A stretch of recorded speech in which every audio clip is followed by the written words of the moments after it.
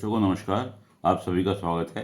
आज इस वीडियो के द्वारा मैं प्रतिभा मैदान जी जो ग्वालियर की रहने वाली हैं, उन्होंने प्रश्न किया है अपनी डेट ऑफ बर्थ वगैरह भेज कर कि उनका मकान कब बनेगा और पैसा कैसा रहेगा।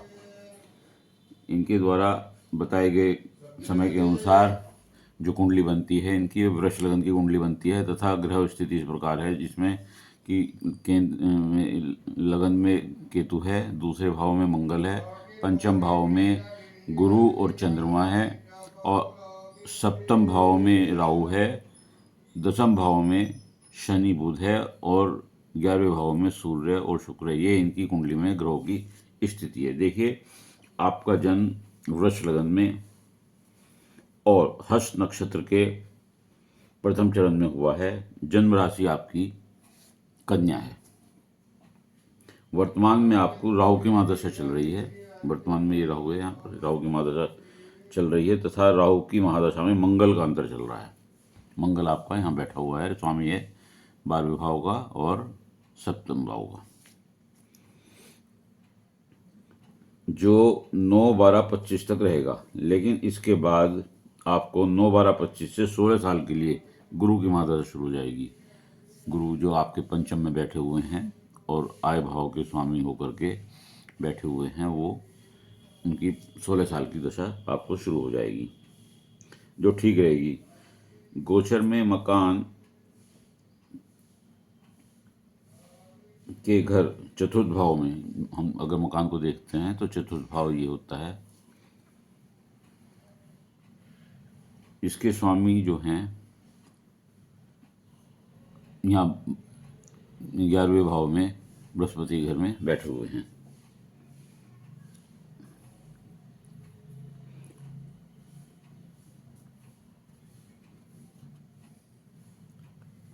और 10वां भाव जो है इसमें आपके देखिए कि राज्य भाव कहलाता है और शनि इसका स्वामी है और शनि अपने घर में सुग्रही होकर बैठे हुए हैं।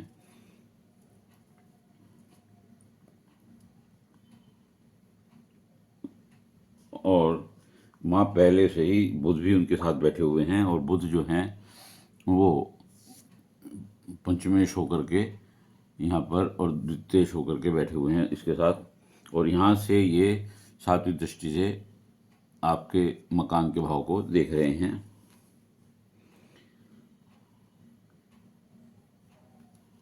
राहु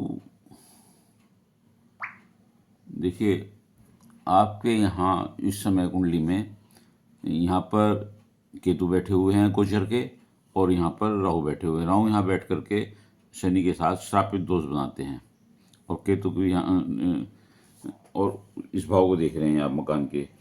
और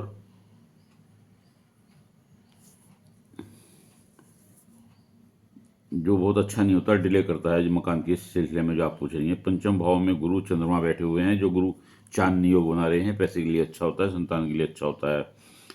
सूर्य 11वें भाव में बैठ करके इस भाव को देखना लाभकारी है। शुक्र लग्नेश होकर के उच्च के होकर के 11वें भाव में सूर्य के साथ बैठे हुए हैं, ये अच्छा है। लग्नेश भी उच्च के होकर ही बैठे हुए हैं, सूर्य के साथ बैठे हैं। अच्छी आमदनी, ये सब चीज़ें जो हैं, ये आपने जो पैसे के बारे में पूछा है, ये आपके पंचम भाव की स्थिति, गुरु चांदनी योग, सूर्य और शुक्र, ये सब चीज़ें जो हैं आपके पैसे के लिए अच्छा है।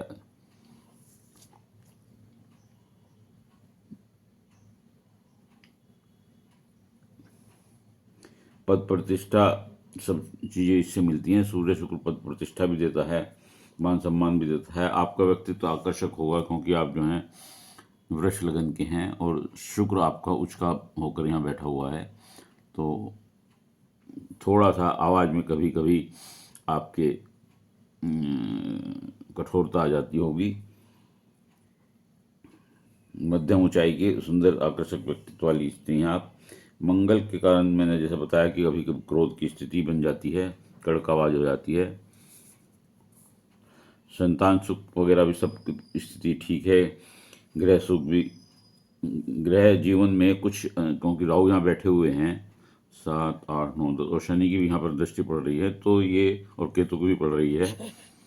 और तो ऐसी स्थिति में थोड़ी सी असहजता आपको अपने पार्टनर से मिलेगी। केतु लगन में बैठे होने के कारण भी हमेशा भ्रमित रखते हैं, जीवन में कुछ उदासीनता देते हैं। 34वें वर्ष में आपका केतु यहाँ बैठे होंगे, 34वें वर्ष में भाग्योदय देते हैं। और शनि को क्या कि भाग्येश, शनि की गति बहुत धीरे होती है और वो राज्य भाव के स्वामी हैं। भाग्येश होकर राज्य भाव के स्वामी उस भाव में बैठे हुए हैं। तो ऐसे लोगों का जो भाग्योदय होता है वह मैं समझता हूँ कि 34 से 35, 36 के आसपास होगा। शुक्रवादी शनि, शुक्र और सूर्य, चंद्रमा और गुरु, केतु पैसा ठीक और अच्छा देंगे आपको। मकान 36 साल में बनने की पूर्ण संभावना है। ऐसे लोगों का मकान 36वें साल में या 40वें साल में अवश्य बनता है।